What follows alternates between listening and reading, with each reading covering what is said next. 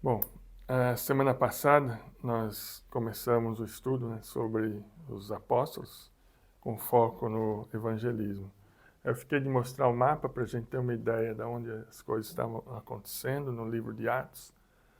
O mapa é meio pequenininho, mas dá para a gente ter ideia, dá para ver daí. Então aqui, ó, nós temos a Turquia, né, e aqui a região da Palestina. Bem aqui embaixo nós temos o Mar Morto e o Mar da Galileia. Então, toda essa região aqui da Turquia, da Grécia, é que foi evangelizada né, que está narrado no livro de Atos. Então, é essa região aqui é o mar Mediterrâneo, né, que está a Itália, né, Itália, parte da Grécia. Então, tudo isso aqui Paulo evangelizou, né, junto com os discípulos e e os apóstolos. E essa região também ele navegou, tem a descrição aqui, a gente vai trabalhar. O Rafael chegou também. A gente vai trabalhar no livro de Atos e a gente vai analisar ponto a ponto. Ó, Rafael, a lista. Tem caneta aí? Então, na semana passada, a gente ficou praticamente só em Pedro. Né? Aí nós falamos da questão de Pedro, que Pedro tomou a iniciativa, né, para evangelizar de acordo com as oportunidades que vinham surgindo. O primeiro ponto deles foi a eleição de Matias, né? Então, ali na eleição ele viu a necessidade de arrumar a casa. Nós comentamos aqui alguns pontos necessários que nós temos que fazer conosco mesmo antes de sair evangelizando, né? Então nós temos que avaliar como nós estamos com o Senhor, né? Como que nós estamos com Deus, acertar a casa e aí fazer a nossa obrigação, que é evangelizar. Falamos de Atos 1:8, né, questão do Espírito Santo. Jesus, depois de 40 dias, ascendeu aos céus e prometeu a eles o Espírito Santo. Eles ficaram aguardando e nesse aguardo, né, nesse período de aguardo, surgiram algumas coisas ali. Né? Justamente quando vem o Espírito Santo, tem uma festa ali em Jerusalém, tem judeus de toda a região, né? Então toda essa região aqui que a gente olhou aqui no mapa estava reunido em Jerusalém. E nesse momento, né, nós sabemos lá em Atos 2 o que acontece, né? A questão do Pentecostes, o pessoal falando na língua de cada um, e atribuem aos cristãos, né, uma bebedeira, né? Dizem que eles estão bêbados. E aí Pedro entra novamente, né? Pedro e João entram novamente ali, aproveitando aquela situação, e evangelizam também. Né? Pedro, né, no relato, a gente vê no relato de Atos, como Pedro é bastante orientado, né, por Deus. O próprio texto vai dizer que Pedro é cheio do Espírito Santo. Né? Ele leva realmente o Evangelho. E ali nós podemos ler, né, essa atitude de Pedro, né, o relatório que Pedro faz sobre o Evangelho, como orientação para nós também. Né? Se nós temos alguma dificuldade em como que nós vamos evangelizar, né? Qual o texto que nós usamos, qual o contexto, como que nós falamos, dá uma olhada, né, no, na posição de Pedro, né, como no discurso de Pedro. E a gente tem uma boa ideia de como evangelizar. Então, tudo isso foi durante esse período inicial e nós falamos na aula passada. Aí nós comentamos que Pedro e João iam caminhando, né, depois de tudo isso. Eles foram presos, né, também foram criticados, tiveram que se ausentar. E num determinado momento eles se deslocam para o templo com o objetivo de orar, né, às 3 da tarde, o texto diz. E aí encontram um aleijado, né, um deficiente de nascença. E o texto diz que ele tinha 40 anos. Né, então, 40 anos que ele estava ali sendo carregado e colocado na porta do templo. E aí ele pede dinheiro, né, para o Pedro e João, que estavam juntos. Né? O texto diz que os dois caminhavam juntos. E Pedro diz, não tenho dinheiro, mas o que eu tenho eu posso te dar. Ele promete não, ele oferece a cura física, né, para o aleijado, né, que não tem valor isso, né? Obviamente que é a ação de Jesus, né, de Deus ali, não é o próprio Pedro curando, mas é o próprio Senhor agindo, né, através dele. Nós comentamos sobre isso também, sobre as possíveis denominações, né, que se aproveitam nos dias de hoje desse tipo de ação, né? E Pedro, né, e João ali não estavam procurando glória para si, né? Estavam levando o evangelho. E por causa dessa atitude, né, ali de curar o enfermo, aquele deficiente, cria-se uma confusão generalizada. Nós comentamos também, se fosse nos dias de hoje, né, o que aconteceria. O texto diz que 3.000 foram convertidos no período do Pentecostes, depois mais 2.000 com essa ação de Pedro. E ali ele não perde a oportunidade também de pregar o evangelho, né? E vai ser preso, vai passar por uma grande dificuldade ali, vai gerar uma confusão generalizada naquela região. Mas ele não perde o foco, né? O foco dele era apresentar Jesus. E ele faz isso. Comentamos também a importante questão, né, naquele momento, de Pedro e João, para quem eles estavam evangelizando, né? O povo que estava ouvindo era o povo que tinha culpa direta da crucificação de Jesus, né? Nós não podemos esquecer que esse período aqui era muito próximo da crucificação de Jesus. E às vezes a gente sente dificuldade de falar para parente, para amigos, para pessoas que a gente tem amizade, inclusive. Concordo até que às vezes abordar alguém que nós não temos muita amizade ou pouco conhecemos, né, às vezes só de vista, às vezes é meio difícil, meio constrangedor, né? Mas esses apóstolos, né, esses discípulos estavam evangelizando as pessoas que tinham, né, culpa, de uma certa forma, talvez não diretamente, mas faziam parte ali do judaísmo que tinha mandado Jesus, né, para a cruz, né? E quando nós olhamos para o texto, nós vemos que os apóstolos, né, principalmente Pedro aqui, vai direto, né? Ele vai direto no ponto, ele não rodeia. Então, irmãos, a gente faz uma reflexão para nós mesmos, né? Por que às vezes a gente se sente constrangido ou com dificuldade de falar de Jesus para as pessoas que a gente sabe que vai ter um grande benefício na vida delas, né?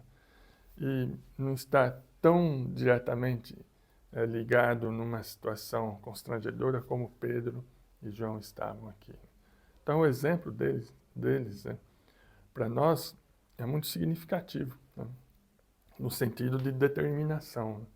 No sentido de nós irmos, né, adiante quando vemos uma oportunidade de falar de Jesus. E nós também tínhamos falado, né, na aula passada sobre a questão de aproveitar, né, situações que às vezes nos direciona, né, para o Evangelho. Nós usamos aqui, nós vamos falar daqui a pouco sobre Filipe, né, que pega um viés, né, do eunuco, o eunuco está lendo Isaías e leva para Jesus. É a mesma coisa que a gente tem que fazer. Então, em conversas que nós temos com nossos amigos, parentes ou próximos, nós podemos levar essa conversa, né, trazer para o viés, né, de evangelismo, sempre que nós temos essa oportunidade. Isso não significa se tornarmos pessoas chatas, inconvenientes, né? Não, é o bom senso, é sabedoria, né? É discernimento, de ver exatamente o momento pelo qual a gente pode colocar a palavra de Deus na conversa. Nós comentamos também, semana passada, a questão da violência, a questão da rejeição, né? Aqui nós vamos ver exemplos bem claros, né? quando começa a violência, a rejeição, eles recuam também. Nós também devemos ter a mesma postura, né? Nós comentamos alguns exemplos aqui, que, inclusive para parentes, né? A irmã Cida, né, até comentou, eu também comentei, exemplos próprios, né? Dentro da família, às vezes a gente começa a falar, as pessoas não vão partir para a violência física, mas vão partir para a violência de endurecer a voz, de ficar mais complicado o relacionamento. Então o objetivo não é esse. O objetivo não é, de forma alguma, nós levarmos a palavra de Deus no contexto de briga, no contexto de imposição, né? Nós deixamos bem claro, já desde a primeira aula, que a avaliação do nosso trabalho não é pelo resultado, né? Não é o resultado das conversões que vão avaliar se nós estamos evangelizando ou não, mas sim aquilo que nós estamos levando, né? O que nós estamos falando? Nós estamos levando fielmente, né, a palavra de Deus, nós estamos aproveitando as oportunidades para falar de Jesus quando nós podemos. É nesse sentido que nós vamos fazer a avaliação, né, nossa em relação ao evangelismo. E não se as pessoas estão ou não se convertendo. A conversão, nós vimos claramente que é da alçada do Senhor, né? É da alçada que comanda, é Ele que decide, é Ele que... a nossa função é bem clara, né? É fazer o que os apóstolos fizeram, levar a palavra da forma mais fiel possível. E para isso nós temos vários pontos a trabalhar, né? Um deles é a gente arrumar nossa própria situação, né, nossa casa. O outro é aprender o máximo possível da palavra. E isso, né? Nós temos que estar unidos para... Não é possível pregar a palavra de Deus, fazer evangelismo, se não houver a união entre os próprios irmãos. E também, nunca para a nossa própria glória, para o nosso crescimento cristão, sim, porque nós vamos sempre crescer, mas para a glória de Deus, né? Não para nós. Por que o cristão estuda? Por que o cristão vai para o seminário, né? Estuda aqui na escola bíblica dominical? Por que o cristão lê a Bíblia? Para crescer para a glória de Deus, né? Para crescer em função da igreja, né? Em benefício da igreja, nunca para si mesmo, né? Apesar que nós sabemos que tem várias denominações e tentações, né, no meio dos cristãos, buscando a glória em si próprio. Mas isso deve ser trabalhado e lutado sempre contra. Bom, e aí nós chegamos então na parte aqui de Filipe, né? Aí nós vimos que capítulo que é ali? Peraí. Sei que eu me perdi aqui. Em Atos 3, eu acho, né? 3, não, 3 é aleijado. O discurso de Pedro. Estevão foi crucificado. Conselho de Gamaliel. Eu não marquei aqui, mas aí nós... Bom, se alguém achar, me avisa. Filipe, né? Qual a característica muito interessante, né, na questão desse evangelista com relação ao... 8? 26, né? Filipe, é isso mesmo. Então, Filipe no 26. Então, qual a característica que mais me chamou a atenção nessa evangelização? É a ação de Deus com o evangelista. O evangelizado, quem era o evangelizado? O eunuco, que era uma importante autoridade lá da rainha etíope. Ele tinha ido a Jerusalém, né, por ocasião da festa, estava lendo o livro de Isaías, mas não estava entendendo. Então, nós até fizemos a pergunta, né? Mas o eunuco aqui, o contador, né, ele era a autoridade que cuidava dos bens, né, da rainha. Ele era salvo? Né? Mas ele estava lendo Isaías, tinha né? acesso, mas não era salvo. Exatamente. Por que ele não era salvo? Porque provavelmente ele tinha noção de Deus, tinha conhecimento, né? Mas ele não era salvo porque ele não tinha a ação de Deus, não era regenerado. O próprio Senhor manda o evangelista, né, Filipe, ir pregar para ele. Então nós temos uma característica aqui interessante, né? Nós temos de um lado o evangelista, Filipe, do outro lado o eunuco, aquela pessoa que podemos dizer que era temente a Deus, mas não era salvo. E Deus age de uma forma que leva o evangelista a procurar o eunuco, né? Procurar o evangelizado. Né? Nós vamos ver isso também um pouco mais para frente com a ação de Pedro, né? Com relação ao comandante lá romano. Vocês percebem que às vezes a gente ignora isso? Né? A gente tem uma mente, né, focada muito, que nós temos que sair de forma desesperada, pregando o evangelho, falando para todo mundo, né, como se todo mundo não soubesse, como se Deus não estivesse gerenciando as nossas atividades também. Mas Deus está.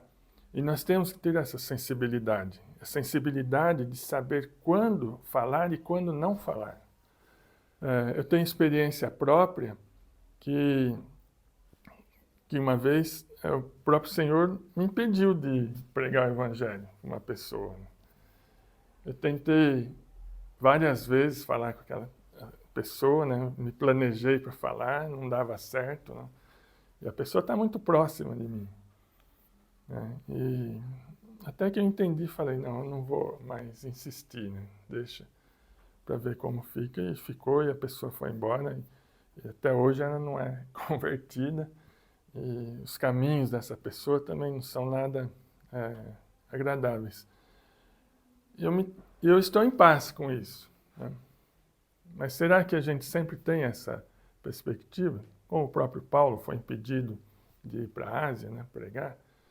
Será que é uma ação, não é uma ação que a gente entende que é sempre correta? Né? A gente sempre vai pensar, poxa, eu que estou falhando, né, de pregar para aquela pessoa. Mas tem determinadas situações que a gente vê que está muito acima da nossa capacidade, da nossa possibilidade de ter acesso àquela pessoa. Será que os caminhos, né, que eu estou andando, os caminhos que eu estou trabalhando ou desenvolvendo para pregar para aquela pessoa estão corretos ou estão cheios de interferência para que eu não possa levar a palavra àquela pessoa? Então, o primeiro ponto aqui é entender que Deus é soberano e Ele que gerencia. Então, se Deus quer que eu pregue para aquela pessoa, Deus vai me ajudar a abrir os caminhos para que eu chegue até lá. Como Deus abriu aqui, colocou Filipe dentro da carruagem do eunuco. A gente imagina aqui algo muito simples, né? O Filipe foi lá andando, o eunuco estava lá, ele chegou perto, foi entrando. A gente sabe que não era assim. Naquele tempo, as viagens, a violência, as coisas que tinham por ali eram bem severas. Esse eunuco era uma autoridade, né, de alguém que tinha muito poder, né, econômico, financeiro na época, e estava fazendo uma viagem longa. Essa viagem, hoje, nós podemos andar aqui 400, 500, 1.000 quilômetros de carro, não precisa levar nada, só o cartão de crédito, né? Ou o cartão de débito. Leva o cartão, o carro, né? Ou, se não tiver, aluga um e vai. Né? Tranquilo. Para no restaurante, para no hotel, abastece. Naquele tempo, ele estava saindo aqui de Jerusalém e vindo para uma região aqui do continente africano. Né? Então, ele tinha que levar segurança, tinha que levar alimento, tinha animais, tinha uma série de coisas que ele estava.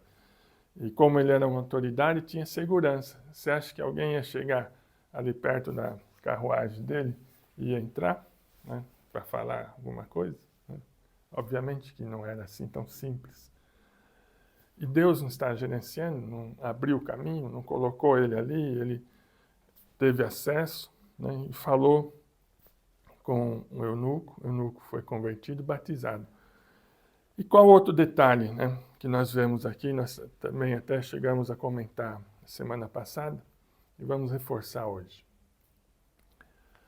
Nós sabemos que muitas e muitas vezes nós levamos a palavra, né, para alguém, e se alguém ouve, né, nós temos experiência no nosso grupo, né, de evangelismo, pessoas que estão lá 3 anos já ouvindo o evangelho, e às vezes a gente não vê uma decisão, né, direcionada assim para um batismo, por exemplo. Né?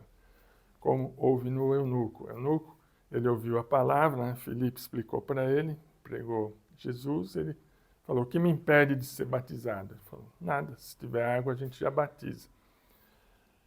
Mas a gente não vê, então a gente começa a falar anos e anos, dias após dias, sobre Jesus, e talvez a pessoa vai se converter anos depois. Dei meu próprio exemplo. Né? Fiquei por décadas ouvindo a palavra e fui convertido lá na frente.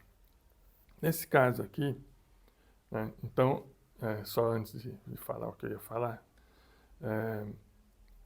o ponto aqui é que a gente insiste, né, no discipulado. A gente vai continuar falando até a gente ouvir que aquela pessoa procurou o desejo do batismo. Então a gente tem certeza que ela se converteu. Muito bem. Mas, por outro lado aqui, nós vemos que a pessoa foi convertida e não houve, né, o evangelista não houve a aproximação de ficar evangelizando ele, ou discipulando ele melhor. Evangelizando ele já evangelizou. Mas o discipulado não deu continuidade. Cada um foi para um canto. Então o próprio Filipe foi transladado para outro lugar. E o eunuco seguiu o caminho dele aqui para outro continente. Então, o que nos chama a atenção aqui? Que Deus é que está no comando. Às vezes nós vamos discipular antes da conversão, depois da conversão, ou talvez nunca nós vamos.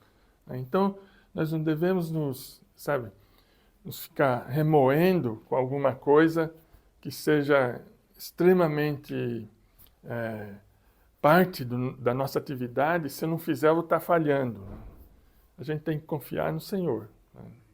O ponto aqui é nós aproveitarmos as oportunidades para pregar, aproveitarmos os momentos daquelas pessoas que estão próximas de nós, planejar, inclusive, levar a palavra para aqueles que estão disponíveis, né?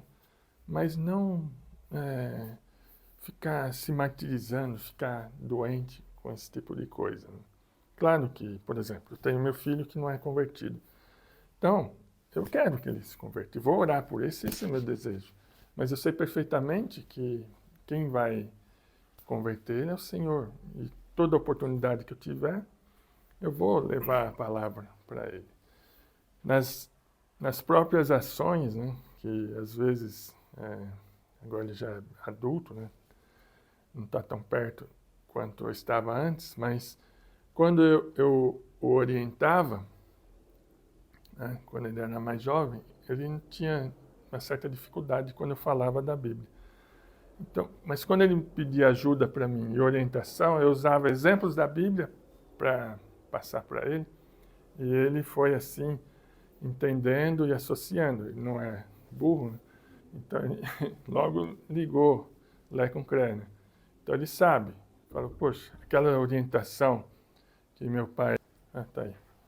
Aquela orientação que meu... Ele vai ligar, né, um ponto com o outro e vai ver. Poxa, aquela orientação que meu pai me deu está na Bíblia. Ele não é convertido, mas ele conhece a Bíblia. Ele lê a Bíblia, né? Ele estuda os personagens que estão envolvidos, né? Como Agostinho, por exemplo. Né? Outro dia me pediu um livro com relação a isso. Então ele tem noção e tem conhecimento agora. se ele será convertido ou não, está na alçada do Senhor. E assim a gente vai caminhando e orando, como nós já dissemos, a conversão é a ação soberana do Senhor. Mas nós temos o desejo de vermos os nossos amigos, parentes e todos aqueles que nós pregamos, a quem nós pregamos, convertidos. Certo? Isso é um ponto que, assim como Paulo também, né, nós vamos ver que tinha. Enfim. Então eu queria deixar, né, na parte de Filipe esses pontos, né, bastante interessantes com a questão da evangelização. Certo? E isso acontece muito. O próprio exemplo do meu filho que eu acabei de falar aqui, né? Que ele sabe, ele vê, mas a conversão mesmo é decisão do Senhor, quando ele assim o quiser. Né? Antes da minha conversão, eu frequentava a igreja toda semana com a minha esposa. Né? Era lá na Rua Brasil ainda. Ia lá toda semana, ouvia lá o pastor José pregar, ouvia a palavra dele. Né? Naquele tempo ele tinha um apelo de levantar a mão. Né? Eu levantei a mão acho que umas 2 vezes, né? Mas não era convertido, né? Assim. Só fui ser convertido, eu sei exatamente quando. Né? E foi muito tempo depois. Né? Então, a gente vê claramente que não sou eu, não é você, não é ninguém. É o próprio Deus que converte. Né? Quando a gente conversa com algum cristão convertido, se ele disser assim, eu me converti, né? Aí você vai falar, opa, dá uma analisada direito. Né? Quando eu fui convertido, eu sei quando eu fui convertido. Entendeu? É diferente. Né? Então, eu posso perfeitamente dizer, quando eu assumi determinada religião, né, católico, espiritismo, sei lá o quê, você sabe que é você que tomou a decisão. Mas a conversão mesmo é uma experiência diferente. Né? Então, esse ponto, né, é bastante interessante com a questão de Filipe. E agora nós vamos falar um pouquinho lá de Atos, capítulo 10. Né? Quando... É 10? Do Cornélio. Né? Depois a gente volta para Paulo, na conversão de Paulo. Atos 10, centurião Cornélio.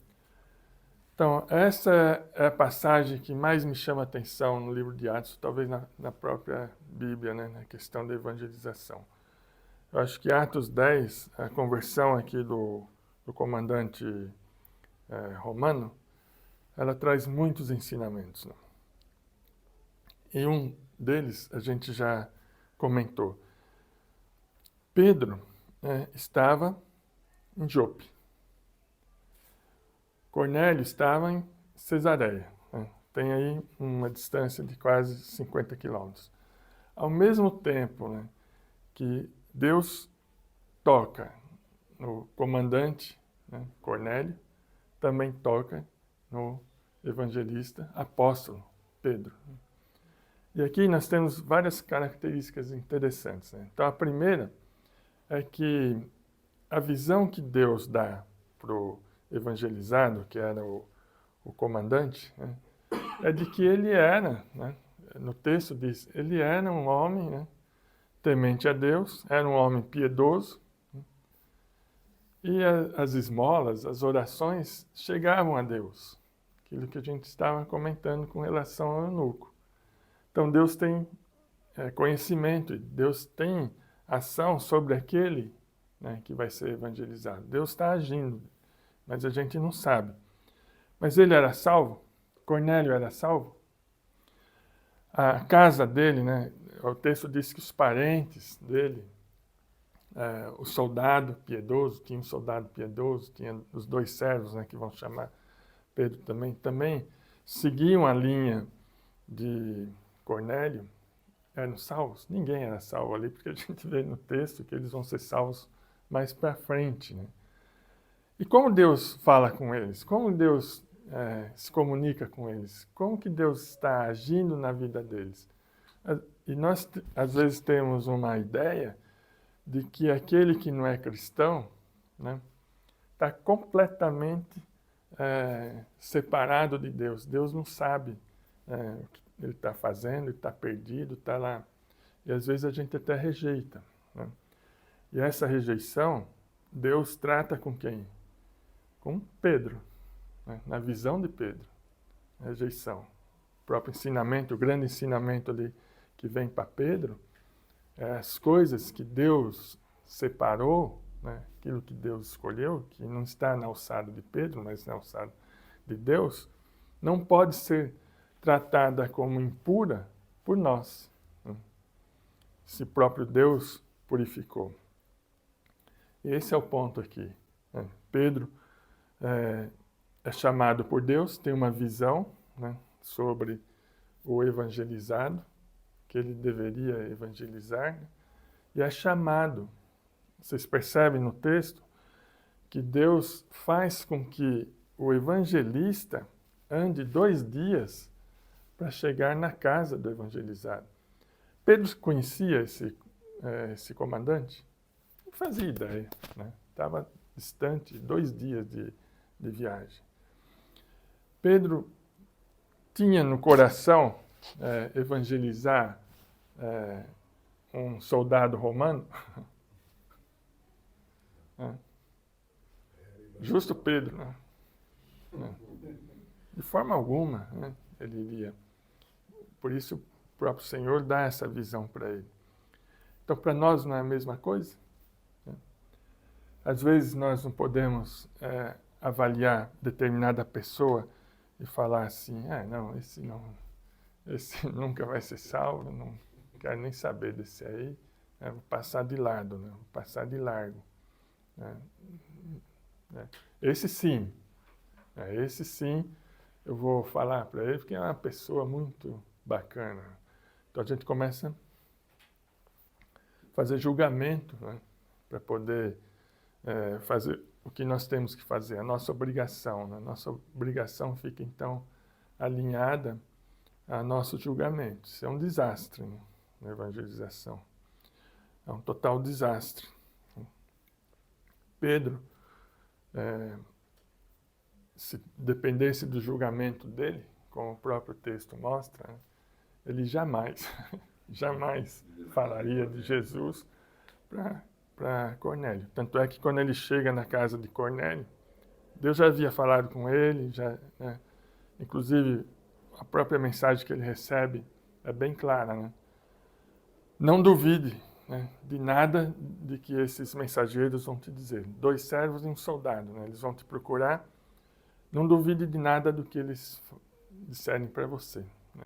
E ele realmente não duvida. Ele junta mais alguns discípulos e vai em direção, então, a Cesareia. Mas se dependesse do julgamento dele, né, ele teria evangelizado? De modo algum, né? Jamais. Tanto é que quando ele chega lá na casa do Cornélio, qual a primeira pergunta que ele faz? Vocês lembram no texto?